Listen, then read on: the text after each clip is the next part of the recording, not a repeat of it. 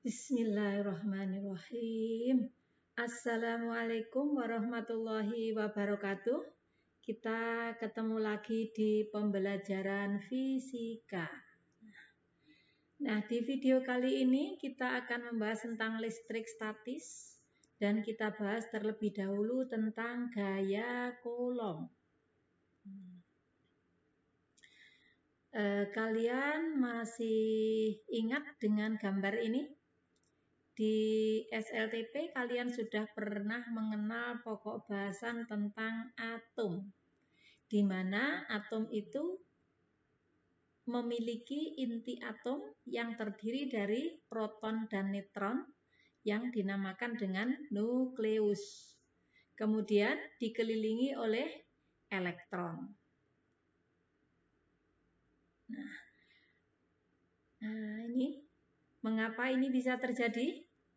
Perpindahan elektron dari kain wool ke penggaris. Nah, sudah pernah kan? Nah, masih ingat dengan ini? Nah, kalian dulu di SD pernah belajar tentang ini. Jadi setelah penggaris itu digosokkan dengan rambut, kemudian didekatkan dengan potongan-potongan kertas kecil, maka potongan kertas kecil itu akan tertarik ke penggaris. Nah, masih ingat ya? Nah, kemudian kalian perhatikan di sini ada yang berbeda di sini. Nah, kita punya benda yang berbeda, bisa juga batang kaca digosok dengan kain sutra. Maka juga akan timbul hal yang sama, yaitu timbul benda bermuatan listrik. Nah, masih ingat semua kan? Nah, untuk itu, kali ini kita akan membahas tentang listrik statis. Nah, apa itu listrik statis?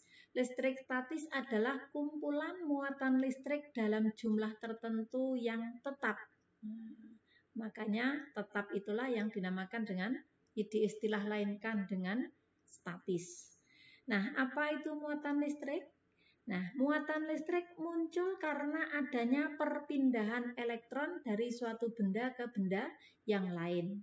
Tentu kalian masih ingat bahwa pada suatu benda, maka jika ditinjau dari sifat kelistrikannya, terdiri dari muatan positif dan muatan negatif. Sedangkan yang bisa bergerak itu adalah muatan negatif, sedangkan muatan positifnya tetap berada pada benda itu. Jadi yang bisa berpindah adalah muatan negatif yang diistilahkan dengan elektron. Nah, jadi misalkan kita punya sebuah muatan positif dan sebuah muatan negatif, maka apabila benda bermuatan tadi itu didekatkan, dia akan terjadi interaksi antara benda yang bermuatan.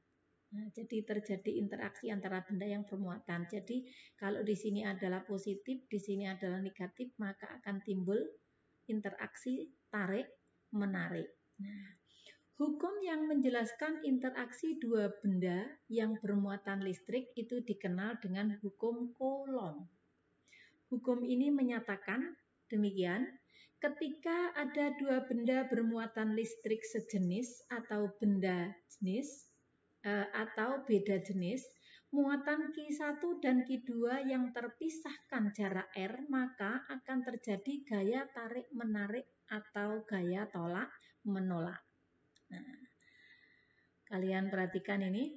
Nah, secara matematis dirumuskan ini, rumusnya hukum Coulomb, F sama dengan K Q1 Q2 per R kuadrat. F ini yang diistilahkan dengan gaya elektrostatis atau gaya Coulomb. Kemudian K adalah konstanta Coulomb yang nilainya 9 kali 10 pangkat 9 Newton meter kuadrat per Coulomb kuadrat. Q adalah muatan listriknya atau benda bermuatan listrik. R adalah jarak kedua benda yang berinteraksi. Nah, kalian perhatikan di sini. Jadi kalau kita punya dua buah benda bermuatan, jika muatan itu adalah positif dengan negatif, maka akan terjadi gaya tarik-menarik.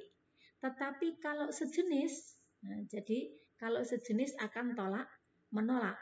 Jadi kalau negatif dengan negatif dia akan tolak menolak juga, positif dengan positif dia juga akan tolak menolak. Nah, kita perhatikan, misalkan kita punya 3 buah benda bermuatan, ini bagaimana?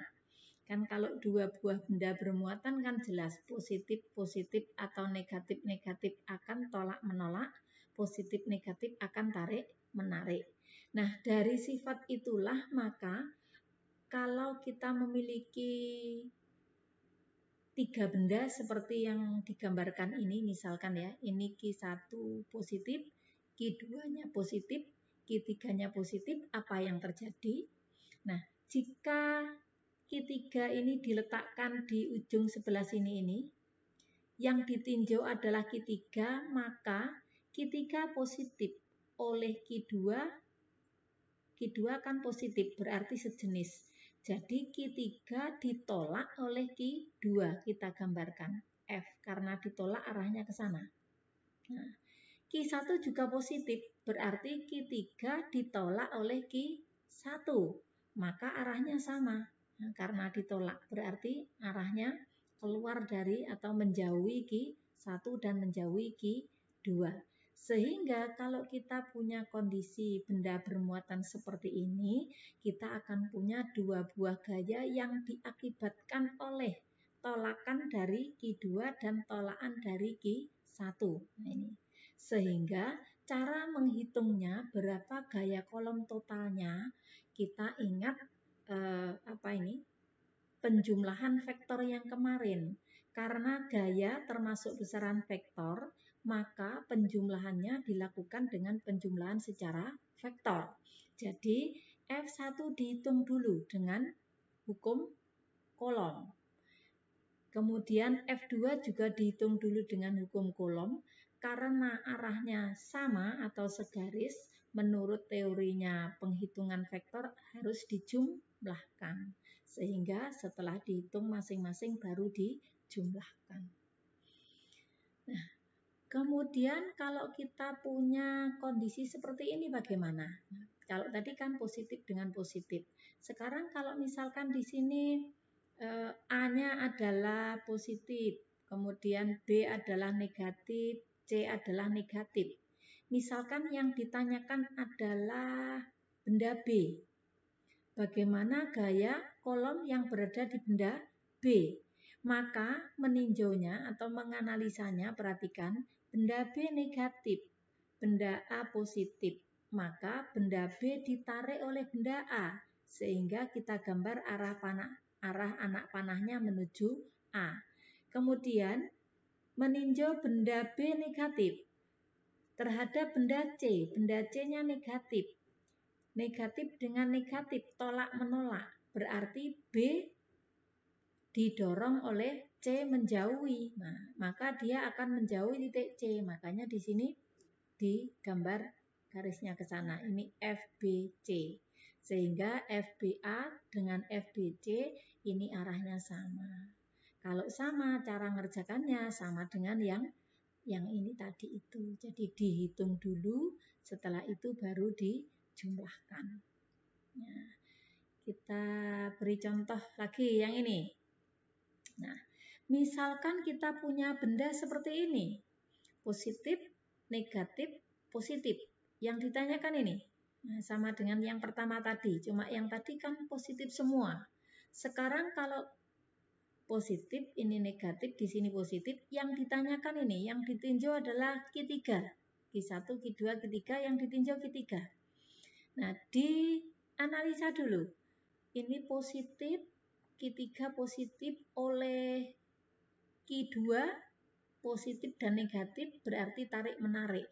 Maka kita gambar arah gayanya menuju ke Q2, ditarik oleh Q2. Kemudian Q3 terhadap Q1, positif-positif, berarti Q3 ditolak oleh Q1, berarti kita gambar arah anak panahnya menjauhi Q1. Nah, jadi gambarnya ini 3 oleh 1, ini Q3 oleh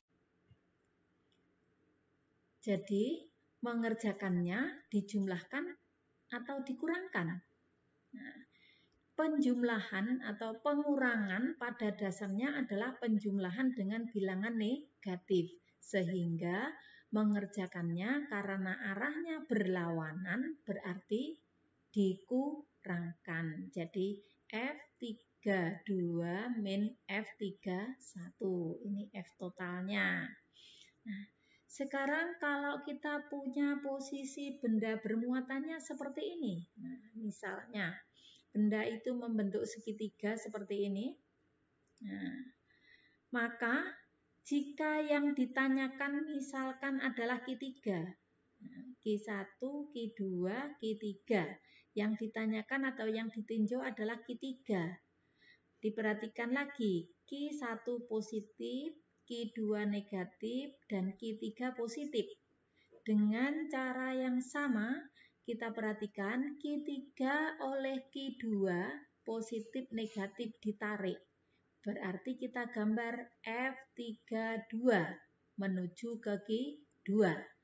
Kemudian oleh Q1 positif positif. Berarti Q3 ditolak oleh Q1. Kita gambar F31. Ingat besaran vektor.